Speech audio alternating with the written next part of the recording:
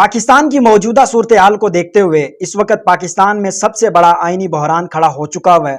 और आईनी बहरान इस हद तक बढ़ चुका हुआ है क्योंकि पाकिस्तान की अदलिया पर हमला करने की कोशिश की जा रही है। और इस वक्त इमरान अहमद खान न्याजी साहब ये अच्छी तरह समझ चुके हैं, जान चुके हैं कि इस वक्त पाकिस्तान तहरीक इंसाफ को क्या करना चाहिए।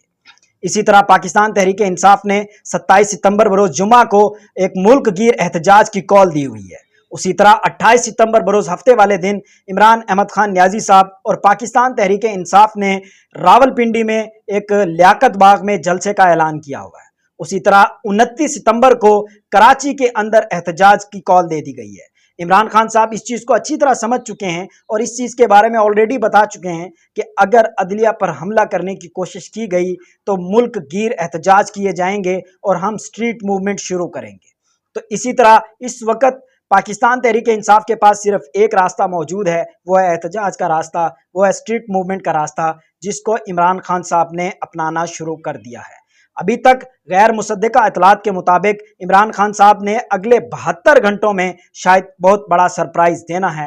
बिकॉज ये भी सोचने में आ रहा है, ये भी सुनने में आ रहा है, शायद इमरान अहमद खान न्याजी साहब एक बहुत बड़े लेवल के लॉन्ग मार्च का ऐलान भी कर सकते हैं। एक ऐसा लॉन्ग मार्च जो मुल्क की इस वक्त की मौजूदा सूरत हाल के लिए एक फैसला कुन साबित हो सकता है। अभी जो सूरत हाल बन रही है इसमें पाकिस्तान तहरीक इंसाफ को चाहिए जिस हद तक हो सके वो एहतजाज करें, स्ट्रीट मूवमेंट करें, ताकि पाकिस्तान में जो आईनी बहरान बनाने की कोशिश की जा रही है और अदलिया पर जो हमला करने की कोशिश की जा रही है उसको नाकाम बनाया जा सके।